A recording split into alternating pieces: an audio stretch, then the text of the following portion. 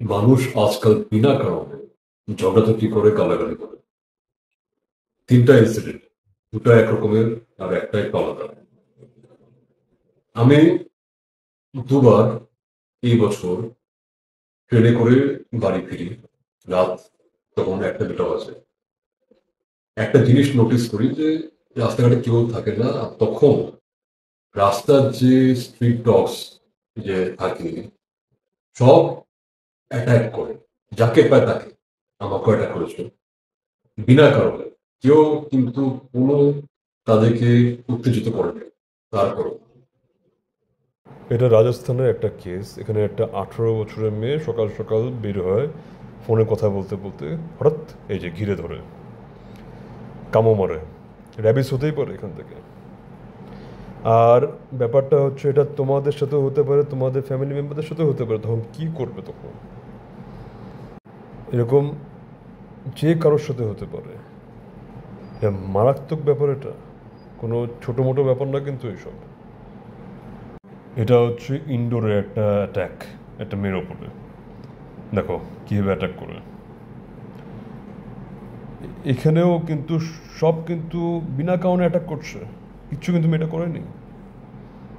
এখানে একটা শিশুকে অ্যাটাক করা হয়। কি করেছিল এই শিশুটা? তোমার বাচ্চার সাথেও সেম জিনিস হতে পারে। আর এরকম হয়, মেরেই ফেলে একদম বাচ্চাগুলোকে একটা কুকুর, বিনা কারণে। এখানে একটা বাচ্চা ছেলে সাইকেল চালাচ্ছে, বাস অ্যাটাক করে দিল বিনা কারণে।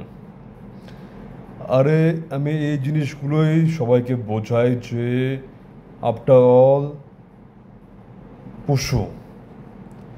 তোমার বাচ্চাকেও এইভাবে কামড় মারতে পারে, তোমার বাচ্চাকে এইভাবে মেরে ফেলতে পারে একটা পশু। এটা ওদের অ্যাকচুয়ালি নেচার, ওদের জাতি ভাইদের নেচার।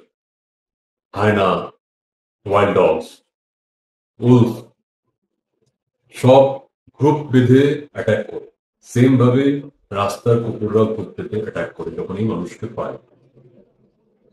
কিন্তু খাবে কি খাবে না সেটা বোঝে না, জাস্ট হার্ট করে, ক্ষতি করে, কামড় মারে।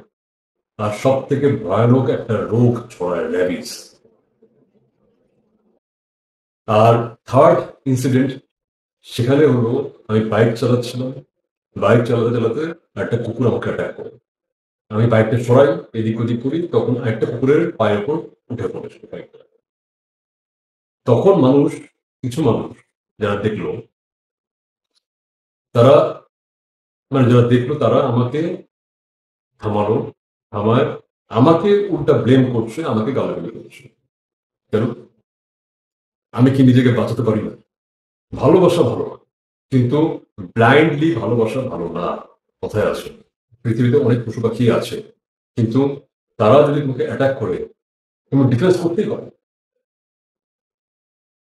সেটার জন্য মানুষ আজকাল ব্লেম করে, বলে কুকুর বলে কথা বলতে পারে না ওরা, একটা অ্যানিমাল, ওদের উপর আমরা অত্যাচার করছি। কেউ অত্যাচার করতে চায় না।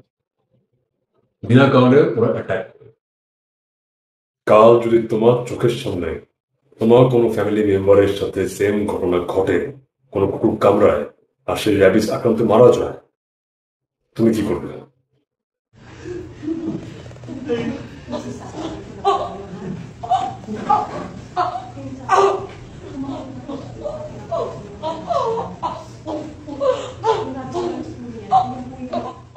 আর এই লাস্ট ভিডিওটা হচ্ছে একটা র্যাবিস আক্রান্ত মেয়ের লাস্ট স্টেজ। আর এটা যে কারোর সাথে হতে পারে। সো সাবধানে থাকা উচিত সবারই।